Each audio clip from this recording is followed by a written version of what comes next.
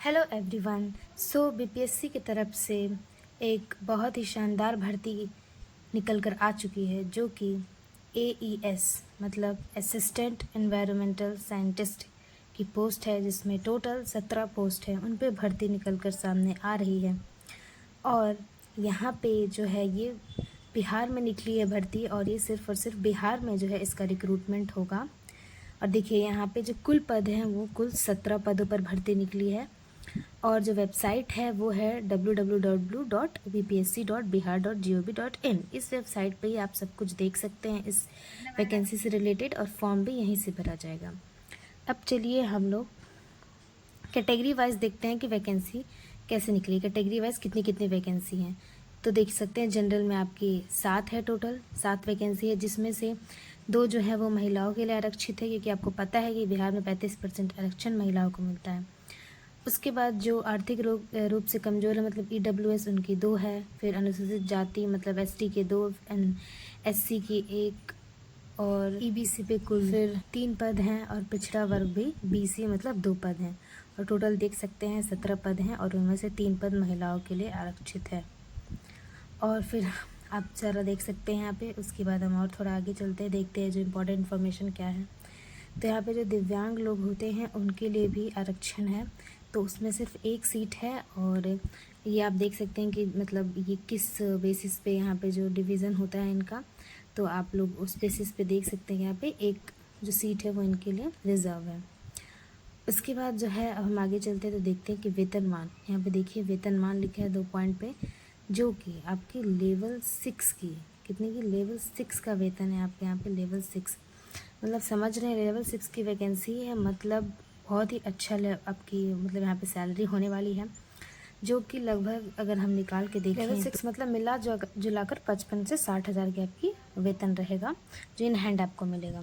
उसके बाद से शैक्षणिक योग्यता में है मतलब एजुकेशन क्वालिफिकेशन, तो देख सकते हैं उम्मीदवार के पास रसायन शास्त्र, जीव विज्ञान, पर्यावरण विज्ञान, भौतिक में स्नातकोत्तर डिग्री होना चाहिए, मतलब ग्रेजुएशन डिग्री इन सब चीज़ों में, साइंस में, जीव विज्ञान, इन सब में, पर्यावरण में आपको होना चाहिए। उम्र सीमा जो है वो है 1 अगस्त तक आपके 21 साल होना चाहिए, मतलब मिनिमम, और मैक्सिमम 37 दिया हुआ है आपको इसमें, अगर आप जनरल में है तो। और अगर आप अत्यंत पिछड़ा में है तो 40, और अनुसूचित जनजाति में है उसमें तो 42 जाति और जनजाति में, ठीक। उसके बाद से अब हम लोग देखते हैं कि मतलब क्या कुछ इंपॉर्टेंट इन्फॉर्मेशन यहाँ दिया हुआ है। तो देखिए आप यहाँ पे जैसे देख सकते हैं कि चयन का आधार लिखा है 5वें नंबर पे, देखिए चयन का आधार।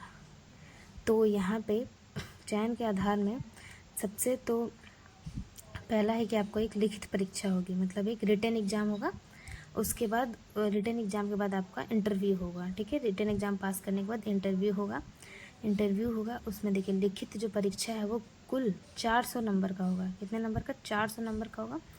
और उसमें जो है 400 नंबर आपके 2 पेपर होंगे। देखिए बता रखा है प्रश्न पत्र 1, प्रश्न पत्र 2। प्रश्न पत्र 1 में होगा सामान्य अध्ययन, जनरल मतलब साइंस, और वैकल्पिक विषय मतलब जो आपने विषय चुना है उस हिसाब से आपको यहाँ पे होगा। और 1 में देख लिया आपने, ठीक, 2 पेपर, भाग 1 भाग 2, 50-50 अंक के 100 प्रश्न होंगे इसमें, 2 घंटे का होगा और 100 नंबर का होगा। दूसरा वैसे वैकल्पिक विषय, उसमें एक देखिए कौन कौन से विषय हैं, तो बहुत, इनमें से कोई भी आप एक विषय चुन सकते हैं। सारे आप 4 हैं, पढ़ लीजिए। उसके बाद से 100 प्रश्न इसमें भी 2 घंटे लगेगा, बट ये 300 नंबर का होगा, मतलब एक प्रश्न आपका 3 नंबर का होगा। यहाँ पे आप लोगों ने देख लिया कि टोटल 400 जो नंबर के हैं उसका एग्ज़ाम है। और मेन यहाँ पे देख लीजिए कि जो भी मतलब विस्तृत पाठ्यक्रम, मतलब जो भी इसमें एक्सप्लेन जो भी चीज़ें हैं वो आपको वेबसाइट पर मिल जाएगा, आपको क्या क्या पढ़ना है, क्या क्या सिलेबस है। उसके बाद जो मेन पॉइंट यहाँ पे है वो मैं हाईलाइट कर देती हूँ कि जो यहाँ पे नेगेटिव मार्किंग है, नेगेटिव मार्किंग कितना है, तो 1/3 है। 1/3 आपका नेगेटिव मार्किंग है, मतलब 1/3 जो है वो आपका नेगेटिव मार्किंग यहाँ पे रहेगा। तो आप उसको ध्यान में रख के ही अपनी तैयारी को जारी रखेंगे। उसके बाद से फिर हम और जो है मेन पॉइंट है उसको भी एक बार देख लेते हैं।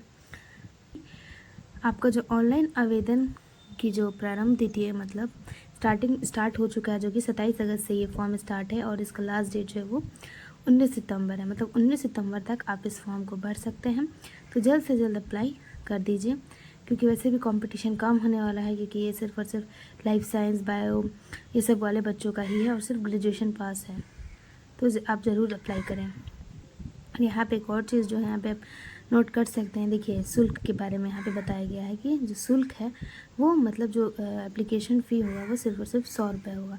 जैसे कि आपको पता है कि जब से नीतीश कुमार जी ने, जो हमारे वो हैं मुख्यमंत्री जी ने, जब से घोषणा की है कि अब से कोई भी एग्ज़ाम होगा वो उसमें 100 रुपये ही लगेगा शुल्क, चाहे वो किसी भी मतलब किसी भी रिजर्वेशन से, अनरिजर्व्ड किसी से भी आते हैं, उससे उनका सबका 100 रुपये लगेगा। और एक और चीज़ यहाँ पे बताई गई कि वैसे व्यक्ति जिनके द्वारा ऑनलाइन आवेदन पहचान पत्र में आधार नंबर अगर आपने नहीं दिया है, तो आपको बायोमेट्रिक फ़ी जो है वो 200 रुपये एक्स्ट्रा देने पड़ेंगे। 100 रुपये तो देने ही पड़ेंगे, उसके ऊपर से 200 रुपये आपको और देने पड़ेंगे।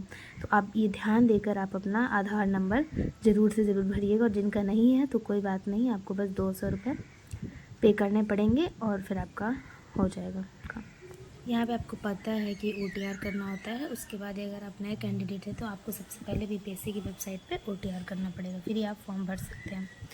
यहाँ पे देखिए आपको इंस्ट्रक्शंस दिए गए हैं कि कैसे कैसे फॉर्म फिल होंगे ऑनलाइन।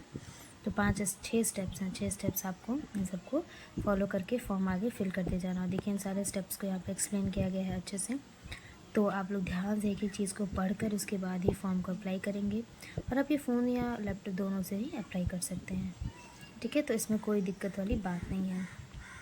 तो बस यहीं तक था सारा मेन इन्फो। तो मैं वही कहूँगी कि आप लोग ज़रूर से ज़रूर फॉर्म अप्लाई करें।